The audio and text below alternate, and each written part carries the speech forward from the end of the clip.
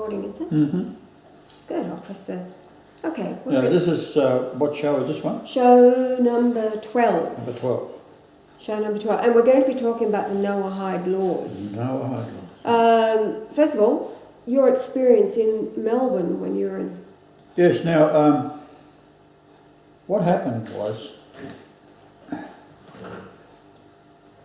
the woman I was with at the time, Michelle Nye, she worked for a union, really. It was called AMA, Australian Mines and Minerals Association. And Shell or BP or any large mining group paid about $56,000 a year for membership. And if they had industrial problems, then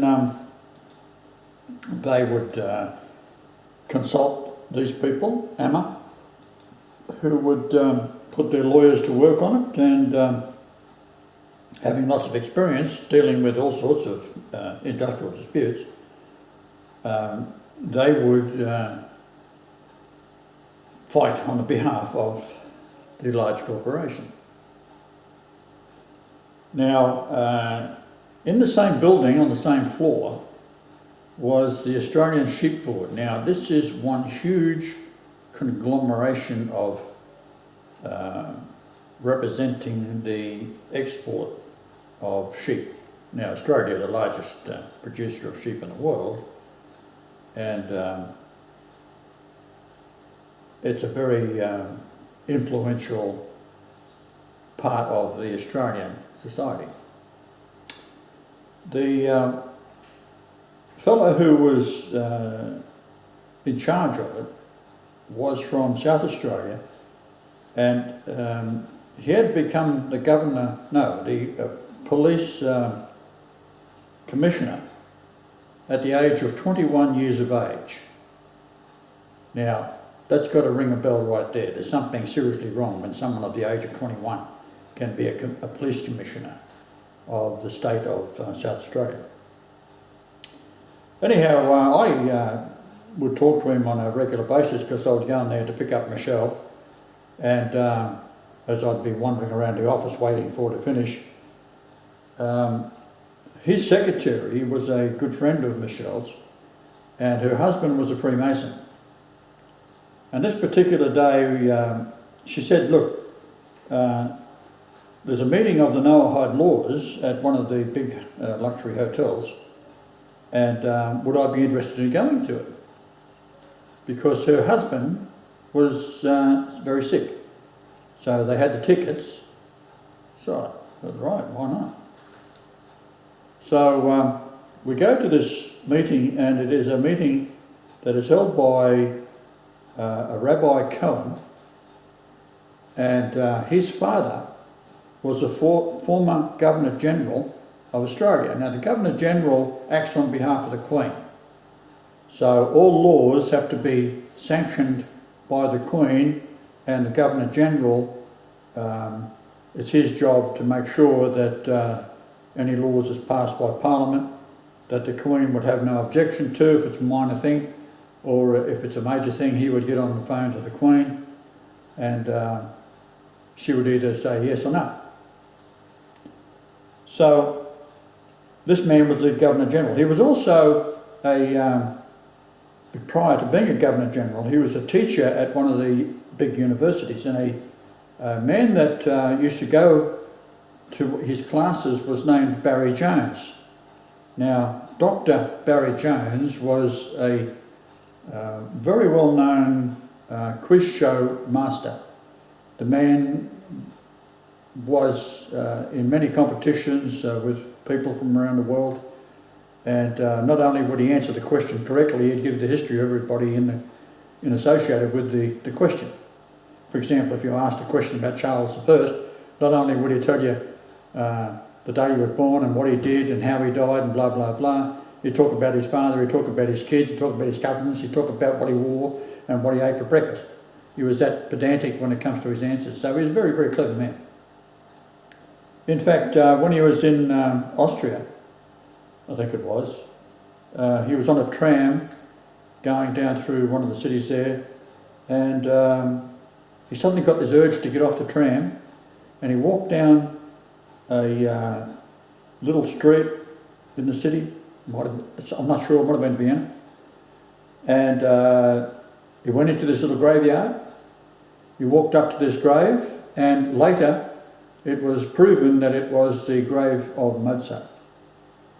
So something had been able to get into his bonnet, and he could pick up on the psychic part of the environment that he was in, and felt that he had to get off this tram and walk down the street and go up this alley and into this little graveyard to find Mozart. And that's not a bad recommendation of a man that's got some sort of ability that is feeding him from a spiritual realm. So Barry Jones had been invited to the Noahide laws as to sit on the podium with Supreme Court justices, with Rabbi Cohen and his father, the ex-Governor General, and there was about 8 of them sitting up there.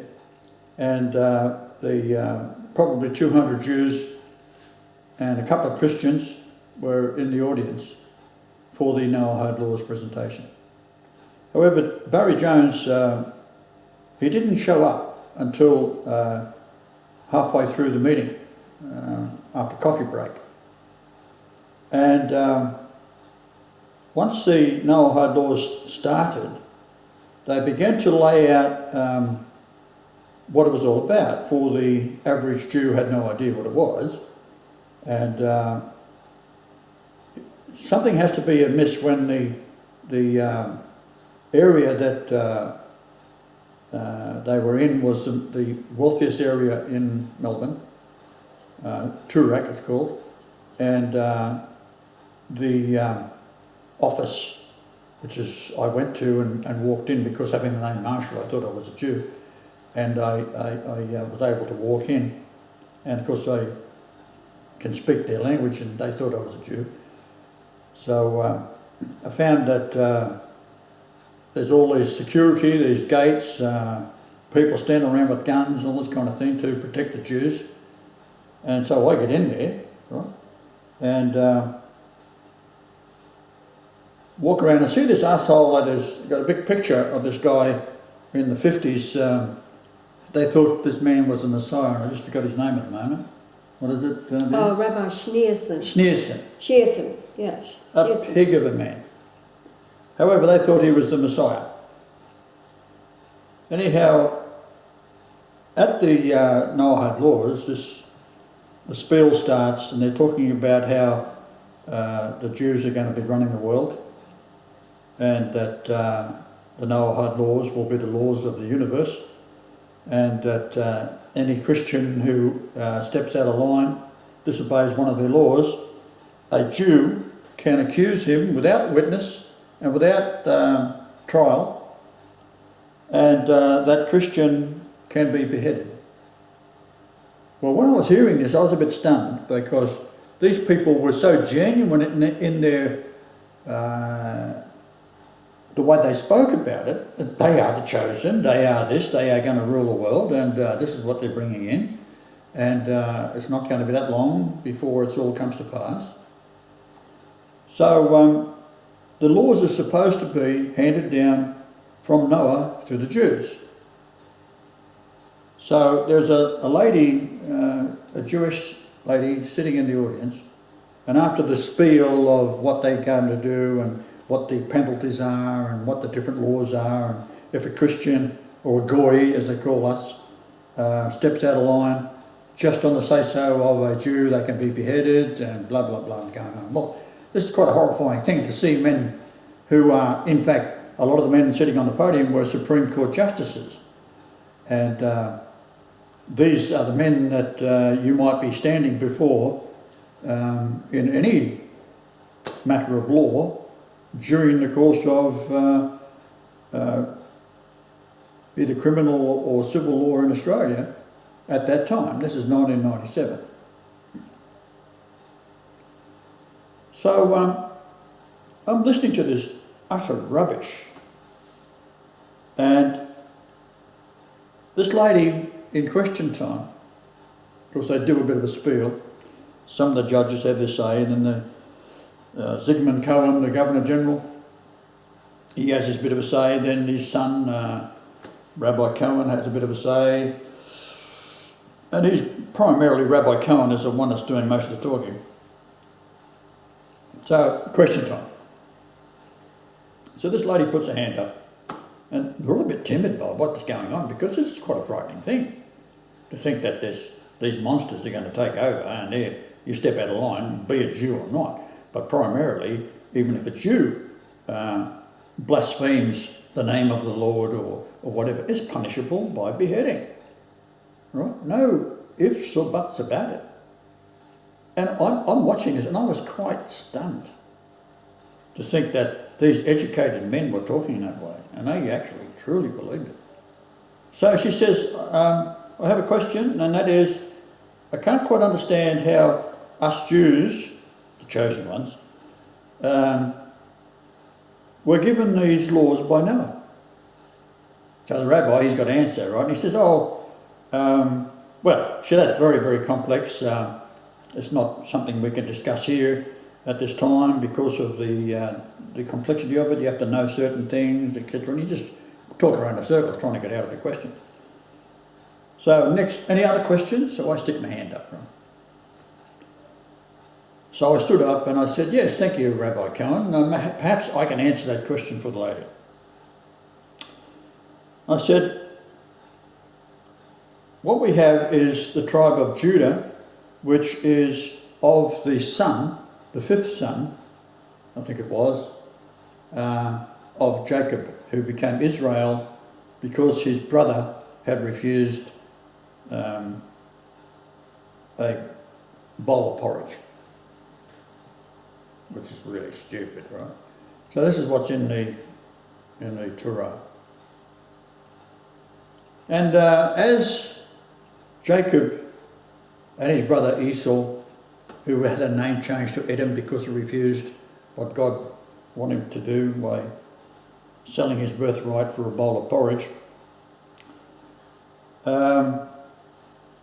Must have been good porridge, is all I can say. So anyhow, I said, now, when you look at the genetics of it, you've got Noah, and then you've got the three sons of Noah, then you've got the generations down to the time of Jacob and his twin brother Esau. I said, look at about 2,000 years. So the likelihood of Noah walking up to Judah, who was the fifth son of Jacob, Israel, is very unlikely. I said, it just doesn't fit the numbers. So therefore, it's bullshit, right? Well, that went over like a lead balloon, as you might imagine. So then they called for a coffee break, right? They had to regather because I was floored. So I walk out into the area where they're giving coffee, and there's a couple of Jewish judges that come off the podium, and they're talking about, and I sort of just listened in to what they were talking about, how there's a terrible situation and the Christians, they appear before them in court, and you should have the laws in place now to deal with them, and going on, right? So there was a group that the lady was with, and as she saw me, she sort of beckoned me, and I walked over and I started talking to her, and a group of Jews soon was gathering to hear what I was saying. And they was asking me when I was going to be doing seminars, because I was the first man that had told them the truth. Right? So in other words, the average Jew is all right. It's the ones that are sitting up there, the psychopaths that sit up there and bark out these laws of the Noahide laws. So one of the Jewish fellows said to me, I don't believe that the Virgin Mary was a virgin. So I said, well, let's get that straight. I said, now, the creator of the universe, who created everything, can't get a woman pregnant. Is that what you're saying? And he sort of looked a bit strange. I said, now, you've got children. He said, yeah. I said, well, when they were conceived, did you know they was going to be conceived? Did you have your eyes closed at the time? And are you sure you're the father? It's not the Jew down the street. Right? So he's a bit stunned about all that. I said, I've had lots of kids and I wasn't trying at all. Right? So I can assure you that the Creator can get a virgin pregnant because it's prophecy, Isaiah. Well, the ladies were quite amused by all this, and the questions flowed on from there. So then it came time to go back in after the coffee break. At this time, the man that's regarded as being the smartest man on earth, Barry Jones, the quiz show genius, he was in a program in Australia when they were children. It was called the Whiz Kids. So all these smart kiddies would be asked these questions. Mind you, I think it was all set up. But anyhow, that's not the point. So Barry Jones, he's now sitting on the podium and he's pissed. So he stands up and he says, I was invited to come here because out of respect out of my professor, who was Zygmunt Coleman, the ex-Governor General of Australia, who was his university teacher, invited me 6 months ago. However, I didn't get a book on the Noahide laws until last night. He said, but I flicked through it. He said, I can speed read. And I am totally disgusted by it. He said, now, first off, I'm a Christian, he said. And this is the most disgusting thing that I've seen. To me, had I had 6 months' notice, I'd have certainly looked into the Noahide laws before going there cold. And as it was, I had no idea what they were at that time. So Barry finishes his spiel and he's yapping on and he's talking about this, he's talking about the Old Testament and he's going on. And my brother was a very smart man and he had a similar type of way of delivering something. And if he didn't know, he'd ad-lib it and just make it up as he goes along. Well, Barry Jones, because of his notoriety of being one of the smartest men on earth, if he didn't know something, he'd just keep going because who's going to argue with the smartest man on earth, right? So he was sort of getting into deep water where he didn't quite understand what was going on. So then he sat back down. Rabbi Cohen, any questions from the audience, right? Because no one's going to ask Barry Jones a question. So I stick my hand up. Right? And he's looking around and looking straight past me. He doesn't want me to ask any questions, right? So I stood up anyhow. I said, Dr. Jones, I can recall sitting on my mother's knee, listening to you dissect every vowel of the English language and the wonderful answers you would be able to come up with and give. It's very educational. I said, not that I am any younger than you. It's just that I sat on my mother's knee until a very late age. Well, that brought the house down, right? All the Jews were sort of rolling in the aisles because they'd already had listened to me before out in the area where we was having coffee, and my answers to the lady asking about the Noahide laws, so I'd actually destroyed them. But I said, now, I'd like to ask you a question. Now, this is a man that never, in all of the time that he was on the radio and then later on TV, and he would take on these quiz show champions from all around the world, and he just thrashed them. He's an unbelievably smart man. So in his spiel, prior to that, he got into a bit of grey area, which he didn't quite understand, but he ad-libbed it that he did. And I said, well, perhaps you could explain for the audience what the tree of life is, Dr. Jones. Right? Well, he sort of looked around a bit and knew he was out of his league. I said, well, I see you're having a bit of a problem. I'll explain it for you. Because I then launched into what the tree of life is, and it's all about Jesus. Now, anyone who announces Jesus as being God in the Noahide law, it's a beheading offence. Because it is blasphemy against their God. Idolatry. Idolatry. You shall not have any idols or false deities. And then, the 7 laws, I'm just reading them here. This is all available on Wikipedia, or Jews that run it anyway. So, 1, the prohibition of idolatry. You shall not have any idols or false deities. Well, that includes Jesus. Well, you say Jesus in a church hanging on a cross, for example. That's an idol, false idol, right? So go in there and pray before that. That'll get your head cut off, right? The prohibition of blasphemy. You shall not curse the name of God in Judaism. So if you were, say, saying God damn, like they do in America all the time, that's enough to get your head cut off. Right. The prohibition of murder. You shall not murder. Right. When they say you shall not murder, the Christians can murder each other, but you can't murder a Jew. That's what that means. Right? Prohibition of theft. You shall not steal. Okay, Talmud law again. You can't steal anything that's owned by a Jew, but the Jew can steal anything they like off of you. And in fact, in the Talmud, they are obliged to steal, because everything a non-Jew owns is theirs. Their God says it's theirs.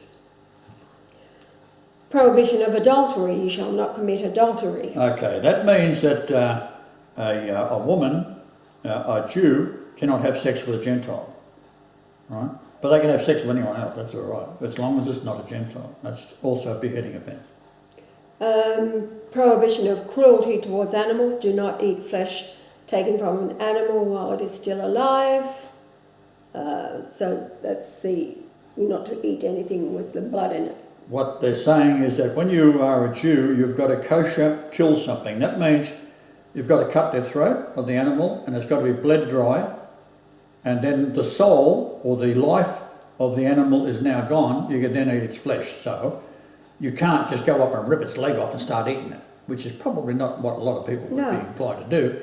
But that's what that means, that the blood has to be, the throat has to be cut, and the blood is bled out. It pours into the ground, I believe, and could be into a bowl. I'm not sure about that. Either way, it's a kosher killing. Anything else? Number 7, the requirement to have just laws. Set up a governing body of justice. Example, the courts. Okay, the court will be entirely run by the Jews. They will be Talmudic Jews, and what they say goes. And there's no reprisal if they were to turn around and take an innocent man or woman and have them beheaded. Say, oh, well, a bit of a mistake, doesn't matter. Because you're an animal with hands put on the earth to serve them. That's what the Talmud states. Now, the Talmud is a tremendous, huge volume of work. And if you're a rabbi, you consult the Talmud, but it's not something that's available to the average Jew. They wouldn't know. The average Jew would be quite horrified by what I'm telling you. And I can assure you, if the average Jew knew what these rabbis do and why they have been kicked out of 80 countries over the years for killing children, because a child is a white child, rather I should say a Christian child. When I say white, I meant by the fact that it's blonde and blue-eyed. They are the ideal child to sacrifice, and what they do is they might take a small child, 8 or 9 years old, and nail a poor baby to a cross, and the child is absolutely tortured and terrified, and then they'll cut the child's throat, kosher killing, or they'll slit open the groin area for the large artery and then collect the blood, and the child will slowly bleed to death. The child is then taken to an abattoir which they own, and they can't touch the body, and then it's put into the abattoir, ground up, and then sold as hamburgers, usually out through McDonald's or something like that. The sadistic plan there is that there's 100,000 children go missing each year in America, and the FBI actually exposed several corporations that steal children and then put them in cages and then ship them off to all parts of America for child sacrifice. Now, out of the blood, not only do they drink it, they make what's called a matzo ball.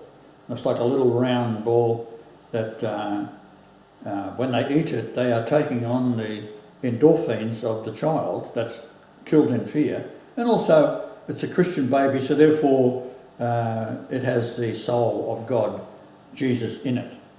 And by doing that, they are able to take the life force. That they know the life force comes through Jesus. Jesus is God Almighty. So they are taking the life force. Now, I'll give an example of that. When we were in Egypt, there was a man there that was reportedly one of the wealthiest men in Egypt, and he owned all these drugstores or pharmaceutical outlets throughout Europe. And he owned this big hotel, but he had a blood disorder. And I was sitting beside his wife and I was talking to her, and he was across the table from me, and it was a bit noisy, and it was on the street really, and it was a bit noisy. And so I got to talking to her, but she was a nice enough lady, definitely Jews. And as I say, with my name being Marshall, they think I'm a Jew too. So they're a bit more forthcoming with the information than you would with a guy that comes in who's not named Marshall. So it turns out that I was told by others, and I was trying to get out of this lady whether it was true or not, and apparently it is that he goes to Germany once a month, and he has to have a transfusion of all his blood taken out and new blood put in, and it's a children's blood. So he goes there for the specific purpose of exchanging his blood for children's blood. Now, it is very unlikely that if you go to the Red Cross, that there'll be too many children sitting there donating a pint of blood. Matter of fact, I think it would be extremely rare. So the question is, here's this great big fat turd that would probably need 8 pints of blood, and he has to take his carcass to Germany where they have children's blood available for this arsehole. Every month. Every month.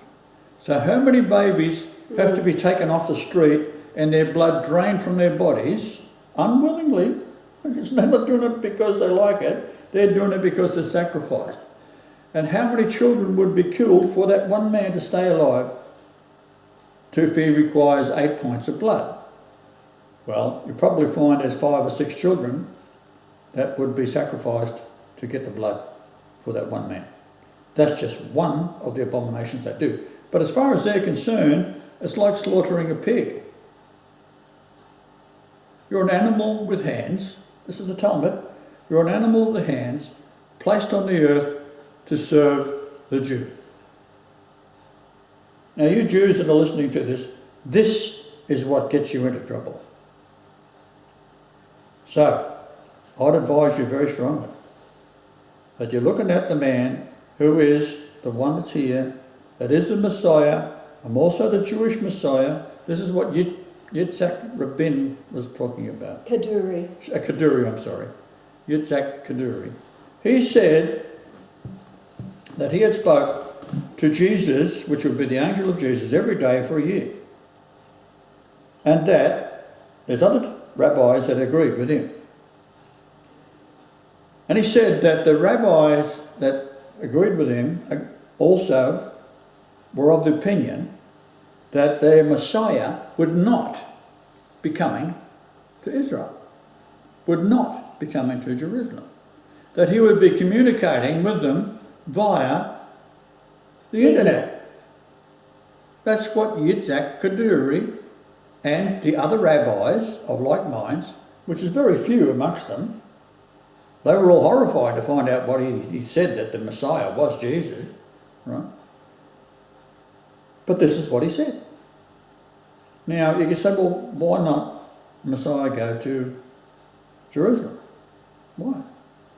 Well, Fukushima is giving off this radiation, and it's all flowing northward, and it's already in Europe and the waterways of the Pacific, and it's mingling over the top of the Arctic Circle, going down into the North Sea.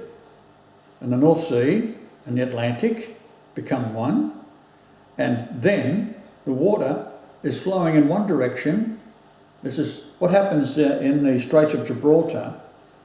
It's 14 kilometres wide, and the water flows in at the same rate as what it evaporates from the Mediterranean, which is a very large area of water.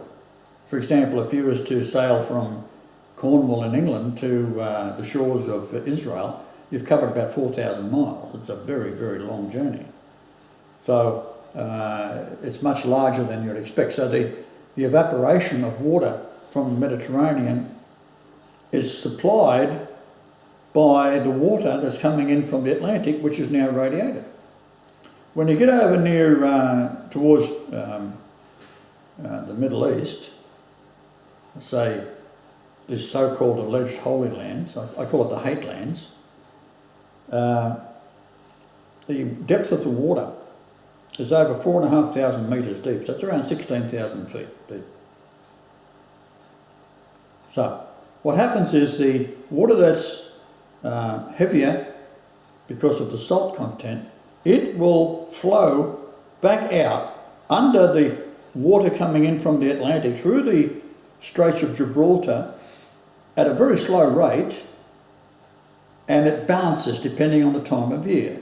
So if you're in midsummer, the water that's being evaporated from the Mediterranean is vast, and the flow out of the salt water that's heavier than the water coming in from the surface is very, very slow indeed.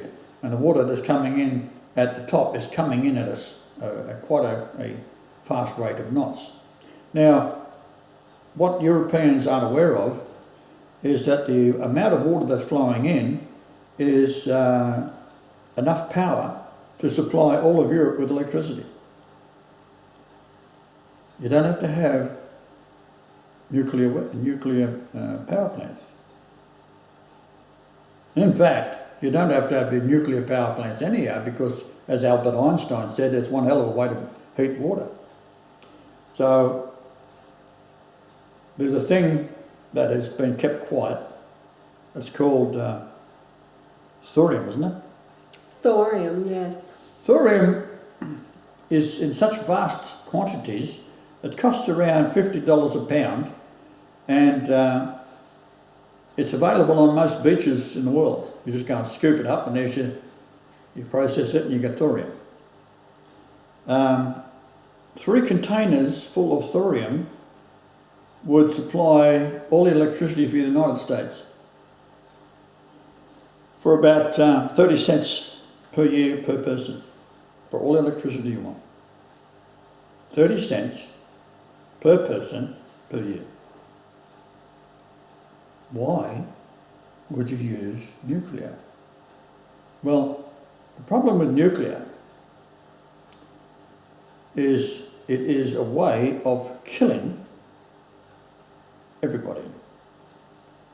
Because the Jews know I'm here. They've known since I was born. It's in the stars, it's in astrology, it's in the royal line. I mean, it's not hard to find. You've got to find the most royal person. You wouldn't expect God to come back to the earth without being the most and true royal person. Well, it certainly isn't the Queen or any of her Jewish brethren. They are all Noahide Jews. The Queen signs death warrants all day long for the countries that is under her dominion. So the reality is that it's easy to find who the Messiah is, because all you've got to do is go to Burke's Peerage and sniff it out, and you'll find that it's the Golightly and the Marshall family. Right. The most royal is the Golightly line. Then it goes down to the marriage of my grandmother, Mary Harrison. And Harrison came over to England around 847, and they are the Habsburgs. And to avoid the carnage that was going on in Europe with kings like Charlemagne were beheading people, they decided they'd had enough of this, so they went to England and changed their name to Harrison. It was Harrison, and that was around 847. So she's a direct line of the Habsburgs, so the original Habsburgs, which weren't the corrupt Habsburgs that come down to the time of Hitler. Right, there's a different group of people altogether. They just pick up a name and use it, right? So Hitler was a saint, by the way. All you Jews out there who think you were suffering through the Holocaust, and you've got my grandfather went through the Holocaust, my grandfather, my grandmother, they've even got tattoos on them. Wait a minute. If we got the Holocaust story right, you walked off the train, you're straight into the gas chamber and burned, right? Now, if you'd been in there for 4 years, how come? They probably would have found you hiding in a cupboard somewhere if you was in there for 4 years. The reality is that it didn't happen. The word Holocaust didn't start becoming a word that was recognised as meaning fire, sacrifice by fire, until the late 60s. And that's when they started to get the reparation. All about money. Scam going. Money. So Germany has paid out a fortune for this racket. Now, they got away with it and they're still doing it, but the problem is these little children that grow up in Germany and they grow up with an idea that Hitler was a monster, and they did do these things to the Jews, and in fact it didn't happen. The Jews at the time were Churchill and Roosevelt. And Stalin. No, Stalin was a Catholic. Was it? Oh, and then what, became an atheist? Stalin became an atheist after reading the best book he's ever read was Charles Darwin's Natural Selection of Species, or something like that called. And he was responsible for killing 60, I get the number here. You heard about 6 million Jews, it was entirely made up.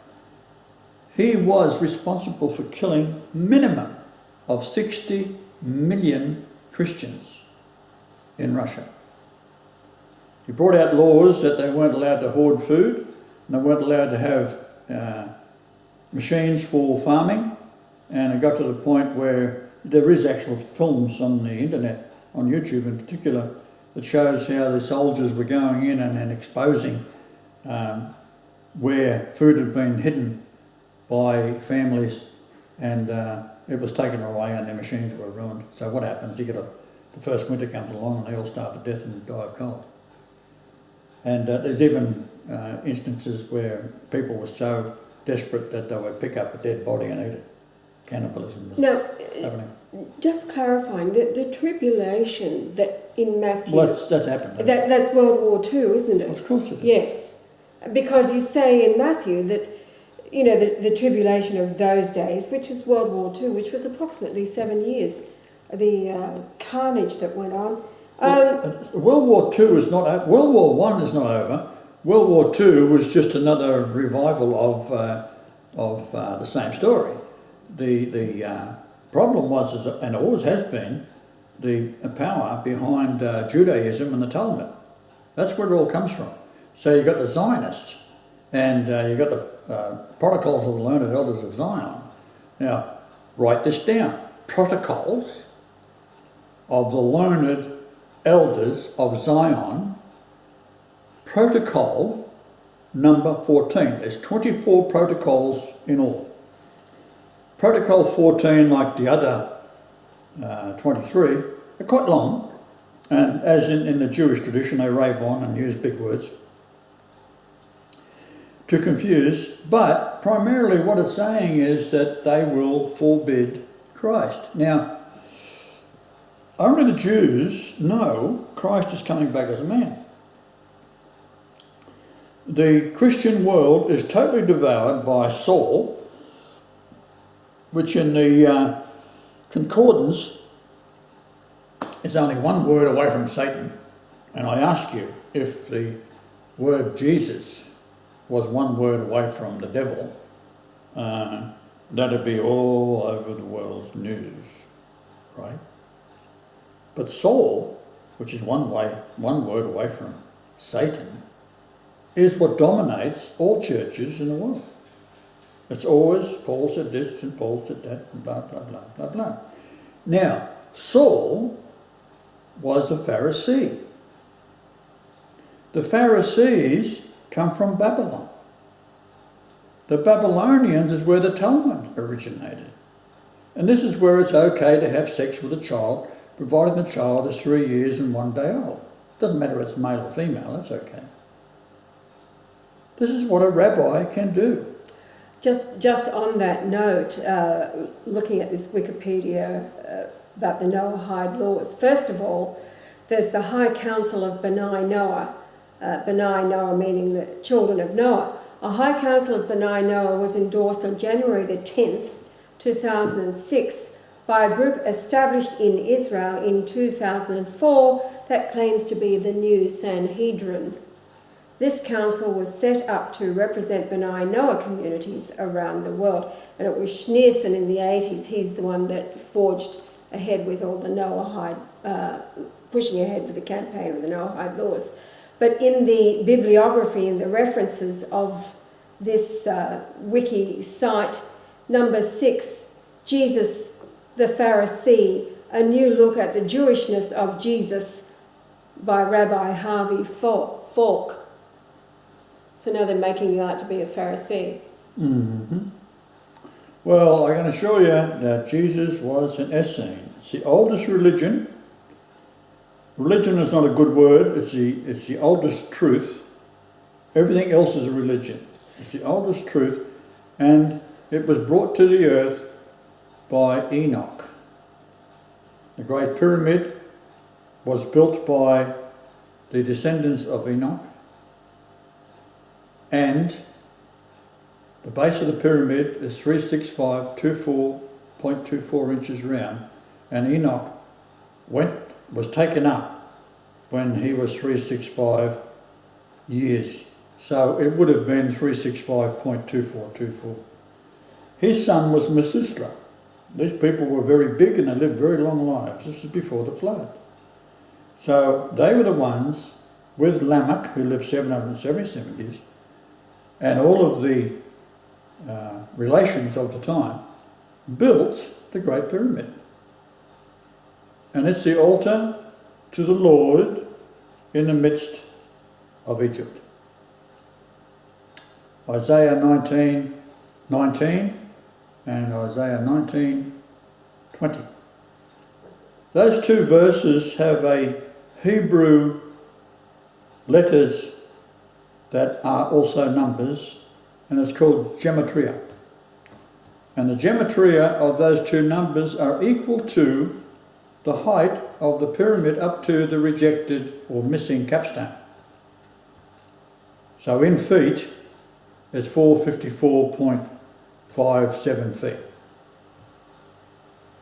Now, if you was to level off all the mountains and fill in the valleys, the land mass itself is the same height as the pyramid up to the missing capstone. How are we going for time? You've got 15 minutes. All right.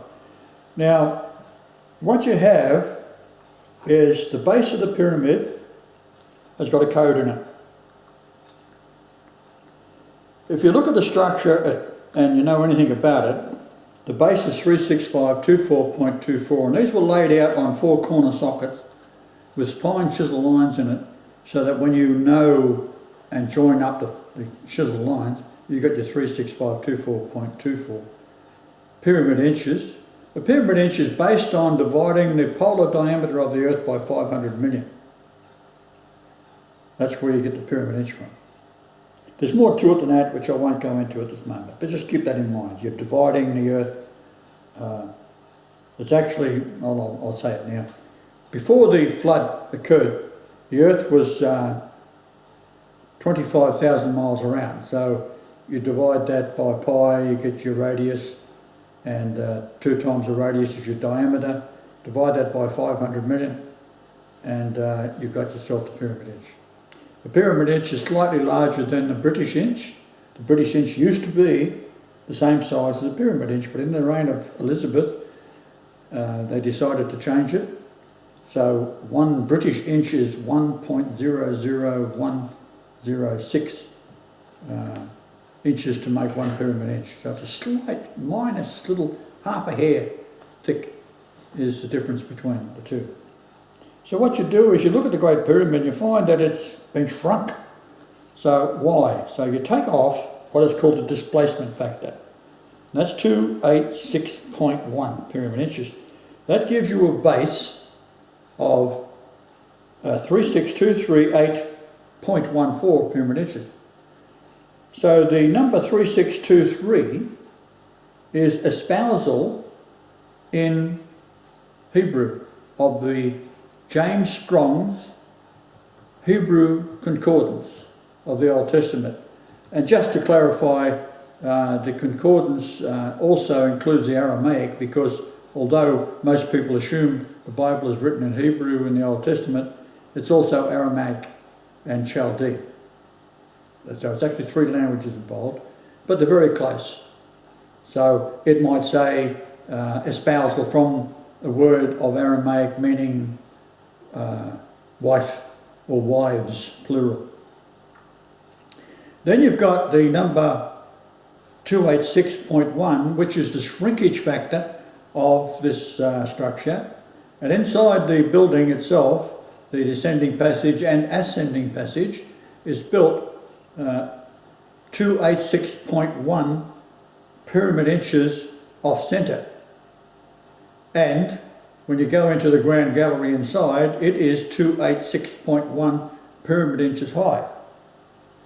When you get to the top of the grand gallery, which is about 157 feet long, it's actually 1880 approximately inches long.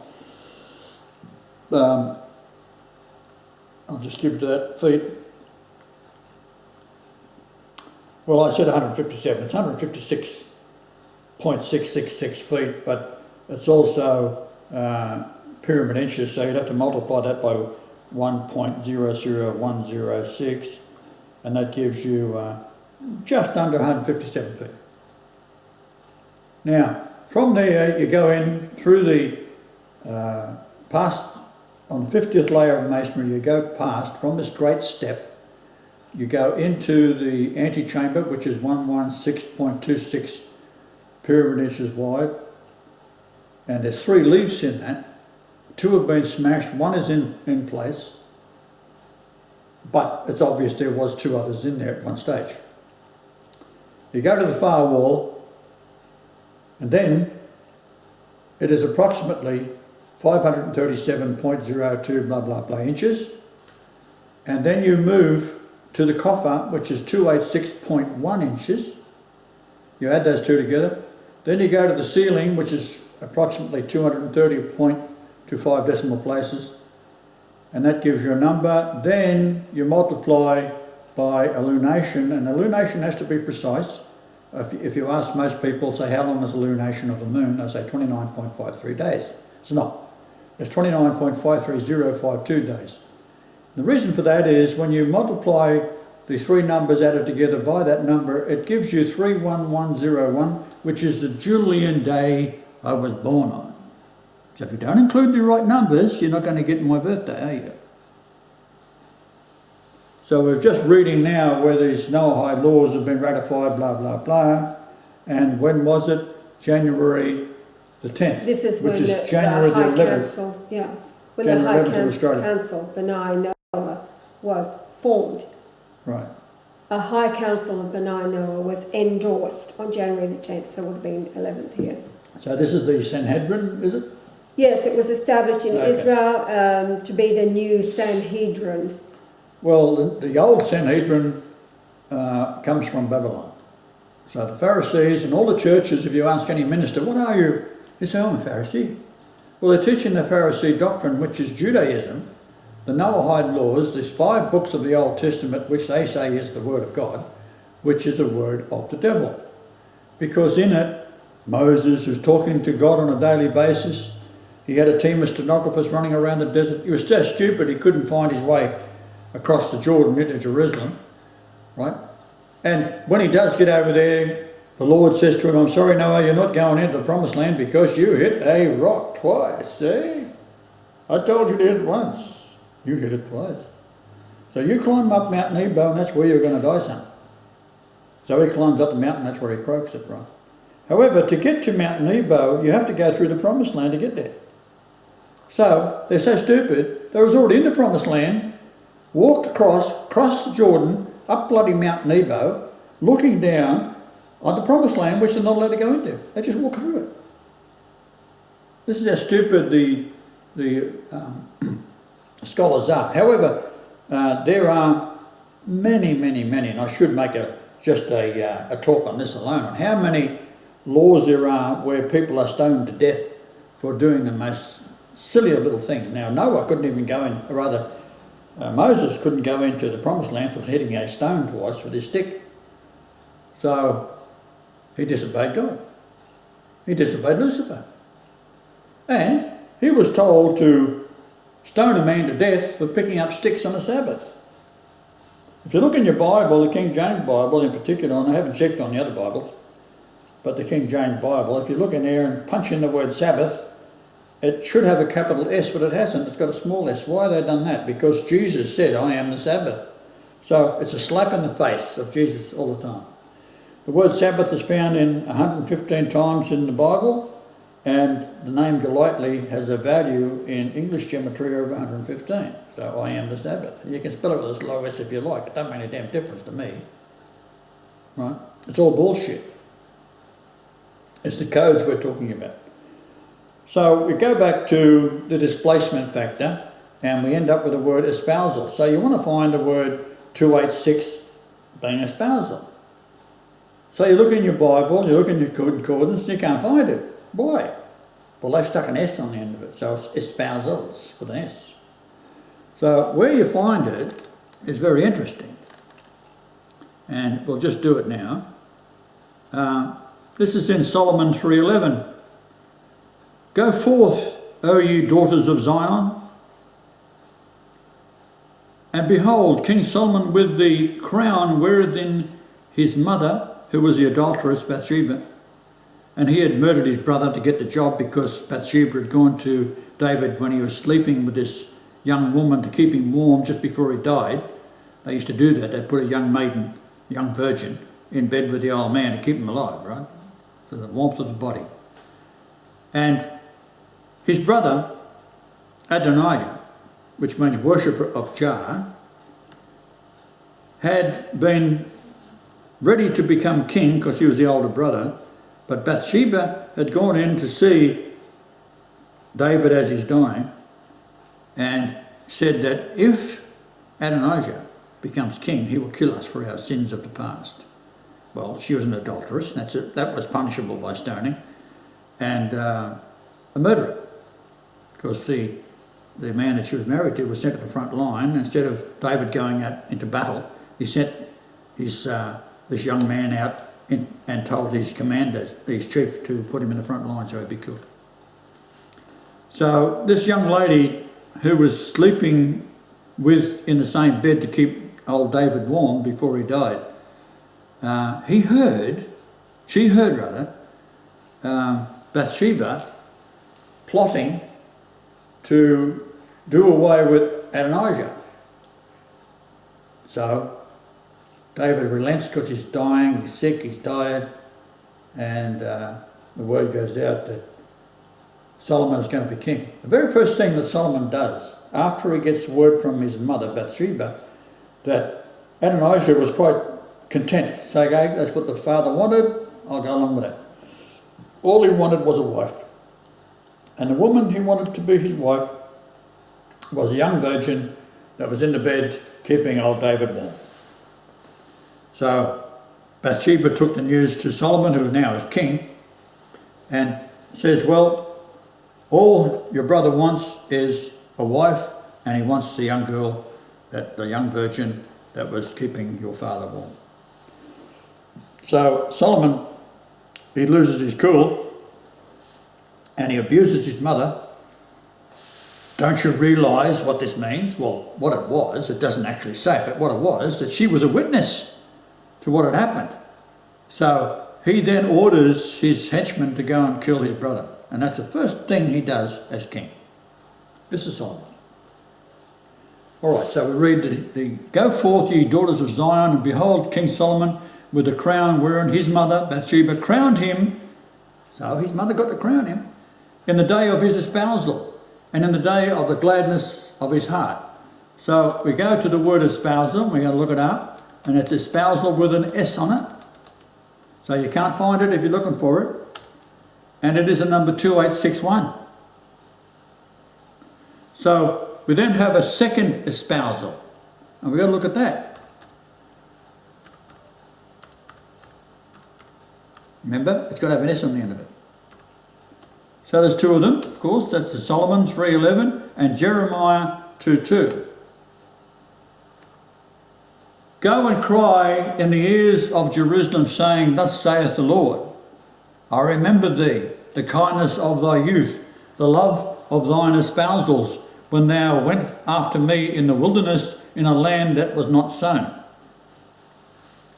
Now, the point of this is, you've got Jeremiah 2:2, so you put it in as a math, right? 2.2. So you'd write it 2.02. Then you add Solomon 3.11, and you got 513. What is 513? 513 is the verse that slam dunks everything, because number one, you've got two espousals here. One is the displacement factor of the pyramid, 286.1, and the other one is a number of 36524.24, which is the age that Enoch ascended, where he was taken up and didn't die.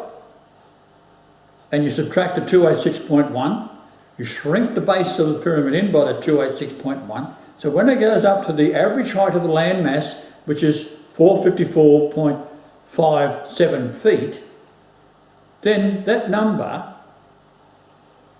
is too small on its base to accommodate a capstone that is to fit a pyramid that is in its fullness with a base of 36524.24.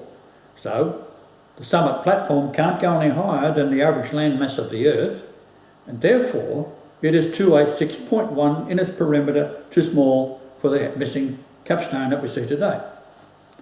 So what that means is that the capstone has to be placed somewhere. So where is it?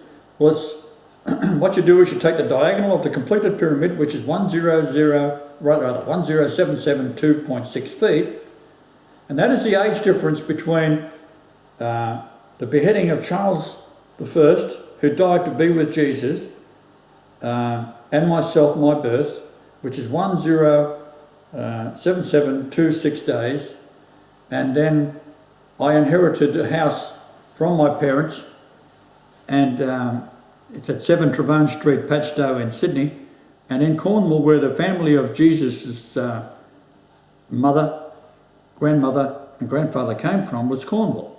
That's why Joseph of Arimathea was a tin man and is a tin man in Cornwall to this day, and the tin mines have been operating since 2500 BC. And he was the richest man, and he was the one that begged the body from Pontius Pilate, who was a friend. We're running out of time, aren't we? Yes, you are. You've done really well. Sorry about that. So what we have then is 1 Chronicles 5:13, which has in it 7 names, which totals 31106, divided by 7 gives you 4443, which is how many times the word God is found in the Old and New Testament combined, which is 3877 times. And that is the distance from the South Pole to the hospital I was born in, making me the Lord. Okay? It ain't that difficult. So good night. Good night. Good night, Dick. We sing a song on the way out? In the ghetto. Everybody in the ghetto? No. Oh, no, everybody loves somebody. Go. Dino. Everybody loves somebody sometime. Everybody falls in love somehow. Something in your kiss keeps saying this sometimes is not. That's it. We're out of here. What? It's gone. Oh dear. We'll play that last bit because that's the best bit. Well, you still got that one go.